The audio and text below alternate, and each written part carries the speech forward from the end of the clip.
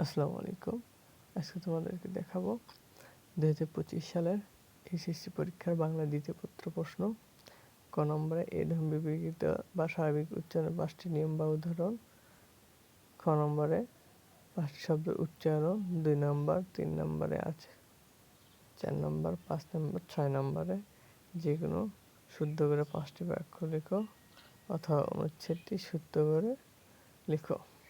এলোমেলো ভাব দেওয়া আছে, শুদ্ধ করে লিখতে হবে, শুদ্ধ ভাষায় লিখতে হবে।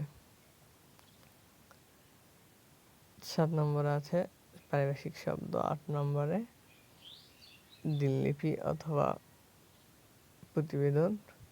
9 নম্বরে ইমেইল অথবা আবেদনপত্র। 10 নম্বরে সারাংশ অথবা ভাব সম্প্রসারণ, যে কোনো একটা তোমরা লিখতে পারবে। 2টা করে দেওয়া আছে, একটা লিখতে পারবে। 11 নম্বরে আছে শিক্ষার্থীর সংলাপ রচনা এবং অথবা